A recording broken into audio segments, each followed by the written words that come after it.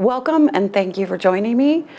In this presentation, I'll be discussing effective relationships and activities for student success in writing and the added benefit that comes from this program in the form of reduced faculty grading workload. My name is Lezlie Christensen Branum, and I'm an English department senior lecturer, and also I direct the Writing Fellows program. So let's go ahead and get started. During this presentation, I'll begin by discussing the complicated notion of defining good college writing. I'll then discuss some of the obstacles to college students producing good writing in college contexts. And then I'll discuss the Writing Fellows program and how it helps both students and faculty negotiate that process towards success. And then I'll finish by discussing some of the logistics of the program and how you can request Writing Fellows for your own course. So we'll start with this complex idea of what is good writing. And to do that, I'm actually going to turn to the 4C's Chair's address. This is Linda Adler-Kastner in 2017, who talked about how many professors believe that their students can't write. This lament, this story that students can't write, works from the premise that writing is just writing. So it's a thing that writers bang out. It's constituted of words that are clear, that mean the same thing to everyone, that are easily accessible and need only to be plugged into forms. But writing is so much more. It's a strategy that can be used for learning, a way of negotiating identities with and around specific contexts, a representation of ideas, a way of participating in ideologies, a strategy for movement. Writing is never just writing. So on that subject, you know already, your students can write, but good writing doesn't exist in a vacuum. And for many of us as teachers who have been writing for a long time and have been mentored over a long period of time, it's easy to forget that trajectory. Writing is a process that takes a lifetime to learn. If you take a look at this slide, it kind of demonstrates this visually. So for example, over the course of a student's college career, they may be asked, perhaps in a psychology course, to write a research article where they explain results from an experiment that they've done. In an art history course, they might be asked to discuss or review a particular culture and the art in that culture. In a journalism course, they may be asked to produce a news article. In any number of courses, but one of those is technology systems, they may be asked to construct a resume. In creative writing courses, they may be asked to construct a poem whose form takes the shape of its subject. In statistics, they may be asked to produce a regression table and then describe what those results mean. Business courses often discuss email and ask students to write them in very specific ways. Biology courses and any number of courses that conduct research, students may be asked to produce a research matrix synthesis. In a history course, for example, they may be asked to write an argument.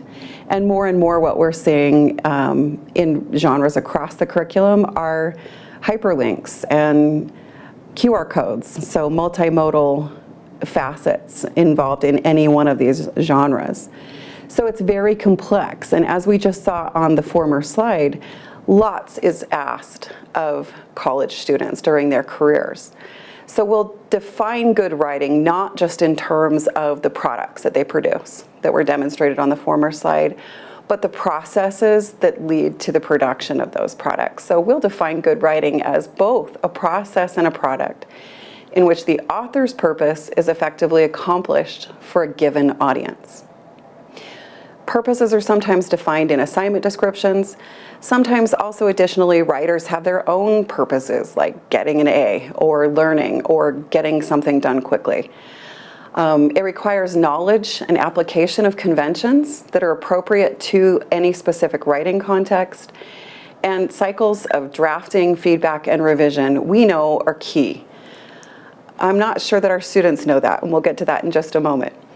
But let's dig in just for a second on some of those issues that we just mentioned. If you take a look at this slide, purposes can be vastly different. A purpose could be to learn, persuade, to entertain, to justify any number of those. Those may be articulated in an assignment description or not. Students may have their purpose explained to them by their professor, or they may be left to their own devices to figure out what the purpose is. So if successful writing is accomplishing a purpose, it's always with a specific audience, and sometimes that's defined for the student and sometimes not. Sometimes they select it on their own. But in any case, audience awareness is key in successful writing, and that takes analysis of the audience. What do they know? What are their expectations? And then it takes adaptation of the text towards those expectations. Audiences in university can range from the professor to classmates, to the student's self. They can be specific individuals or a general population. They can be a single individual or a large group of people. And so the complexity just inherent to audience is key already and important to think about as we construct assignments. So again then, in order to accomplish a purpose with a given audience, it requires knowledge and skills and habits about the conventions that surround that particular context. And these can range from academic context, which students are just becoming familiar with, to professional context, to creative. And this involves all of those things that were evident on the former slide, where content, style, arrangement, length, tone, and all the variations within those options are a part of figuring out which conventions to apply. So finally, this notion of revision is key because of this complex situation.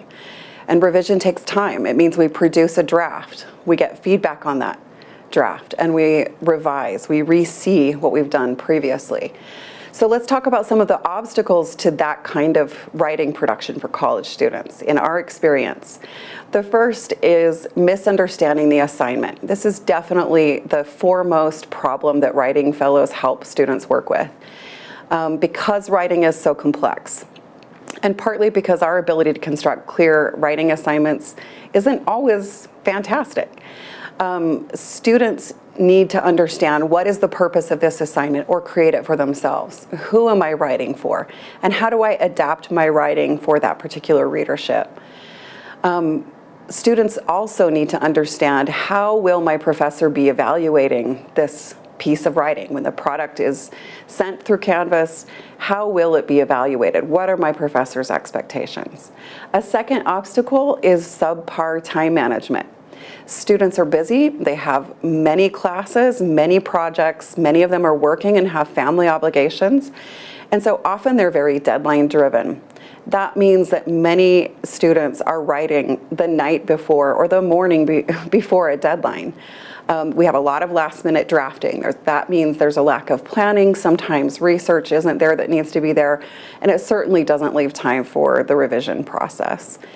A third obstacle is missing mentoring. Many students are doing this process in isolation, and though we do have resources on campus, and as teachers we try to do our best, students have a lot of anxiety about asking questions directly of their professors. This is something they have to learn over the course of their college career. A lot of the habits and strategies that produce effective writing are things that they're just sort of picking up along the way, so they're not being modeled for them. Because in content-based classes in particular, that's where our instructional time is focused. So another problem here is missing self-efficacy. Many students come to college not very confident in their abilities, and a lot of the feedback that they get doesn't really help that self-efficacy problem either. So a final consideration is just absent or sparse readerly feedback. If I'm producing something the night before it's due, I am not getting that kind of feedback, and I'm not getting it in a safe space. I'm getting it in the form of a grade and a penalty in many cases. So the Writing Fellows program, the way that it fosters successful relationships and activities for students and for faculty is that a writing fellow is an embedded peer tutor in a specific course. And you can see in this image here that they act as a liaison between students and faculty. They're an additional resource in a course. They can help with this first problem of misunderstanding the assignment because writing fellows meet with faculty at the beginning of the semester. And in this space, they get an assignment description. They're able to ask many different questions. They get all kinds of resources in the forms of rubrics or models. And they get the professor's clarification of how it will be evaluated in the end and what the most important aspects of the assignment are. When it comes to time management, the Writing Fellows program is incredibly helpful because students are required to draft at least 2 weeks in advance of the deadline that the grader plans to evaluate the work.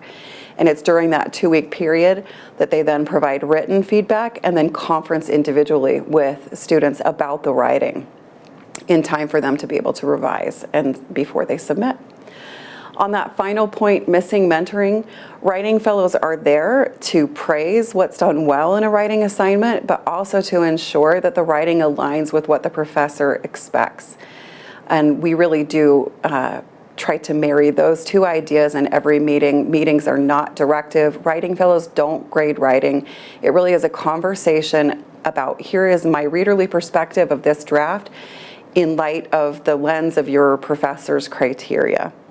So writing fellows act as that sort of third-party resource to help both students, but also to inform faculty about students' questions and where they're struggling, which professors can then adapt to. So the mission of the Writing Fellows program is to embed proficient writers as peer mentors into courses across the university. And we really do work in all disciplinary areas where they provide written and oral feedback on student writing and model effective writing processes through one-on-one conferences. Proficient writers, I'll talk a little bit about that, means that writing fellows are actually nominated by faculty. So one of the things that you could do at the end of this presentation would be to email me the name and email address of a writer in your disciplinary area.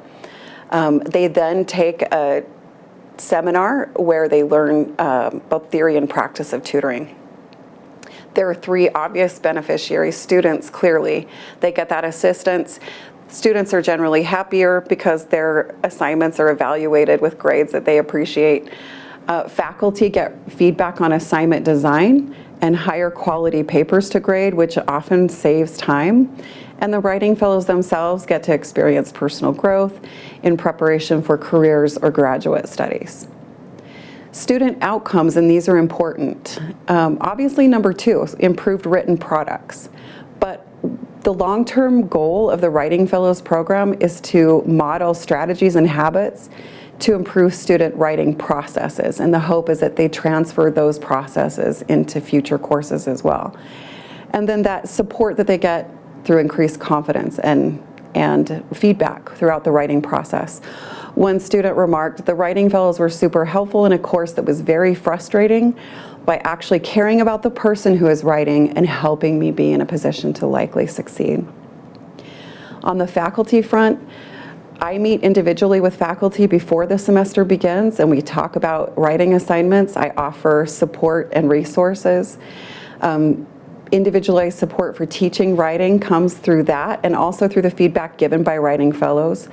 Students demonstrate a stronger understanding of course-specific writing requirements and expectations, and truly, I used the program for years before I became the director, and it did drastically reduce the amount of time I spent in providing feedback on writing.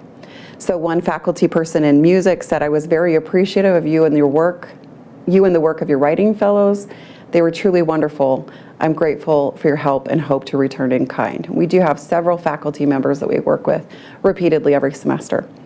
So the ultimate impact of the Writing Fellows program is to improve USU's institutional culture of writing across the curriculum by supporting students and faculty.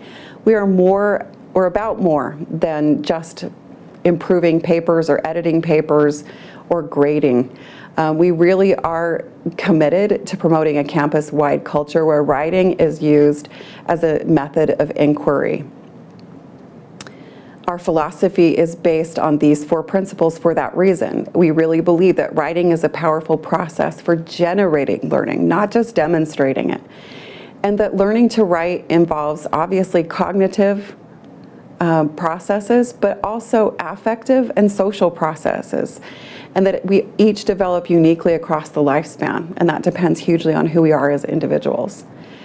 We also believe that all writers can improve their written products and writing processes through collaborative feedback and revision cycles with others. We know this as researchers and as teachers. This is the process that we use, and so embedding it into our courses gives our students a leg up. And finally, peer mentoring is an especially effective method both for improving products and processes. Students are open to hearing feedback from their peers. So right after COVID broke out, this program, which used to be an entirely face-to-face tutoring program, was converted into a virtual modality. So writing fellows can work in any USU course, regardless of where the course meets or modality, how it's meeting. That is because we produce a dummy Canvas shell for every course that we work with. And you can see in this example, this is Watershed Science 3700, a course that we work with repeatedly. So students come to this shell. It is not connected to your Canvas shell. It's not a grading space. It's a sandbox. It's a place where they upload their writing and schedule a virtual conference. They then hold that conference with the writing fellow. The writing fellow, as you can see in this example, provides comments. The student can say, here's what I'm specifically concerned about, and it's a productive session that they then can revise. So a couple of numbers to keep in mind. Writing fellows, the resources that we have at this point, we can work with about 23 to 25 courses per semester. We do work in all disciplines across USU, but it needs to be scheduled a semester in advance. It's usually October that I'm scheduling for our spring semester, and April that I begin scheduling for fall semesters. We have enough tutors to assign about one writing fellow for every 15 students. And to use writing fellows, there need to be at least 2 or 3 writing assignments assigned in the course. 2 is the minimum, 3 is the maximum. You could, of course, assign more, but at least 2, maximum 3. Just one faculty meeting required. It can happen right before the semester or in the first week of the semester. And during this meeting is where you explain to the fellows your philosophy and your assignments and what you're looking for in the writing. 2 or 3 weeks is the advance amount of time that writing fellows need a draft in order to provide that written feedback and conference with students. And 9.18 out of 10 is the average rating of students of working with their writing fellow. So in a nutshell, before the semester begins, if you're interested in the program, you're requesting writing fellows for the following semester. When you're preparing your curriculum, you're adding those additional deadlines for the writing assignments so that the drafts can get submitted to writing fellows. In the first week, you meet with them. In the second week, you provide instructions, and your writing fellows will introduce themselves to your course and your students. And then throughout the semester, it pretty much works on autopilot. Your writing fellows will remind students about meetings. They'll be meeting with them. Faculty can also go take a look at that dummy Canvas course and see how drafts progress. And then by the end of the semester and throughout, hopefully we're enjoying higher quality writing, and students are feeling supported and faculty feeling like they're succeeding in the course.